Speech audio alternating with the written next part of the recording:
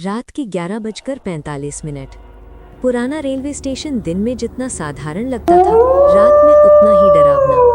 पीली ट्यूबलाइटें झपक झपक कर जलती, जैसे किसी बीमार दिल की धड़कन हो। प्लेटफॉर्म नंबर 3 के आखिरी छोर पर हवा कुछ ज्यादा ही ठंडी रहती थी, मानो अंधेरा वहीं सांस लेता हो।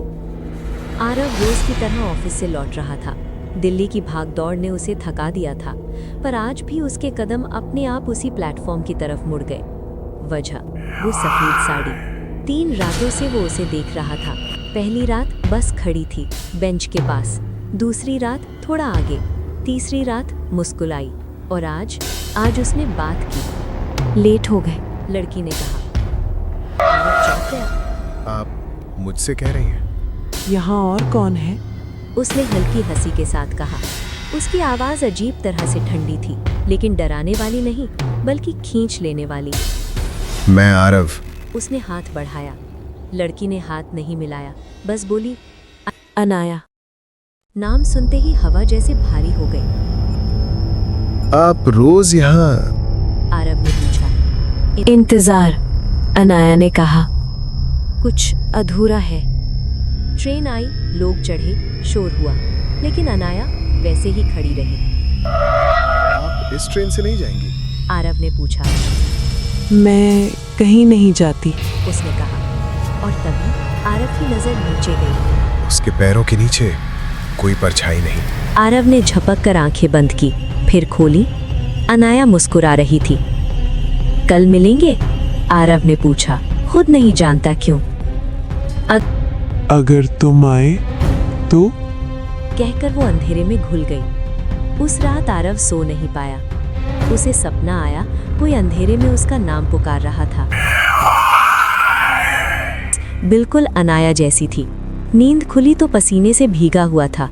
कमरे में अजीब सी ठंड थी, और आईने पर उंगली से लिखा था, प्लेटफॉर्म 3। आरव ने खुद को समझाया, ये बस वहम है, थकान है। लेकिन अगली रात वो फिर स्टेशन पहुंचा। अनाया पहले से वहां थी। आरव, तुम आए? उसने कहा। तुम्हें पता था मैं आऊंगा? तुम आते ही हो, उसने धीरे से कहा। आज उसका चेहरा और ज्यादा फीका लग रहा था। आंखों के नीचे काले घेरे और मुस्कान कुछ ज्यादा ही उदास। तुम किसका इंतजार कर रही हो? आरव ने पूछा। अनाया ने प्लेटफॉर्म के आखिरी छोर की तरफ देखा। खुद का। आरव को अजीब लगा। मतलब? मैं यहाँ से गई थी, लेकिन पहुंची नहीं, उसने कहा। अचानक हवा तेज चलने लगी, लाइटें और तेज झपकने लगी। अनाया, तुम ठीक हो? उसने आरव की तरफ देखा, और पहली बार उसकी आंखों में डर था। तुम मेरा हाथ पकड़ सकते हो? आरव ने आगे बढ़कर हाथ बढ़ाया, और उसी पल उसे बर्फ जैसी ठंडक महसूस हुई, जैसे उसने किसी जिंदा इंसान का नहीं, किसी लाश का हाथ पकड़ा हो। आरव ने झट से हाथ खींच लिया। अनाया का चेहरा बदल गया। डर गए? उसकी आवाज अब दोहरी लग रही थी, जैसे 2 लोग एक साथ बोल रहे हों। पीछे से ट्रेन गुजरी, और जब आरव ने दोबारा देखा, अनाया गायब थी।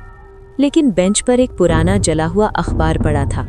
हेडलाइन थी, प्लेटफॉर्म नंबर 3 पर युवती की रहस्यमयी मौत। 5 साल पहले। नीचे फोटो, वही चेहरा, वही सफेद साड़ी, वही आंखें। अनाया। उस रात के बाद आरव की जिंदगी बदल गई।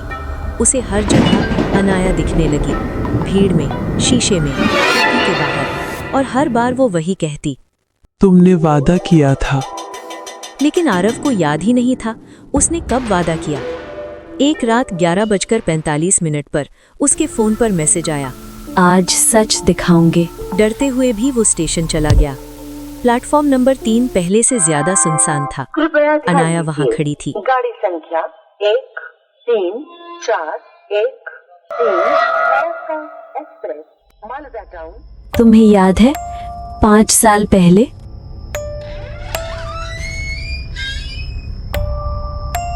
मैं तो उस शहर में भी नहीं था। आरव बोला।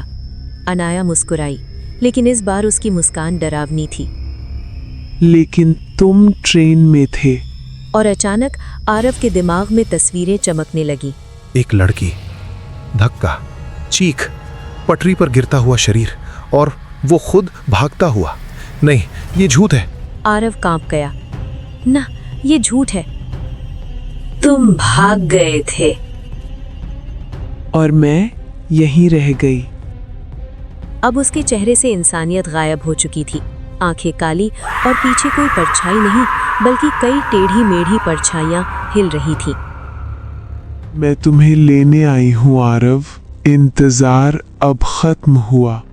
लाइटें बुझ गईं, अंधेरे में सिर्फ उसकी आवाज थी। इंतजार अब खत्म हुआ। अगली सुबह स्टेशन पर एक नई खबर थी। प्लेटफॉर्म नंबर 3 पर युवक की रहस्यमयी मौत, गिरकर कट गया। और उसी बेंच के पास सफ़ेद साड़ी में 2 परछाइयाँ खड़ी थीं, एक पुरानी एक नई, और पीली ट्यूबलाइट वैसे ही झपक रही थी जैसे किसी बीमार दिल की धड़कन।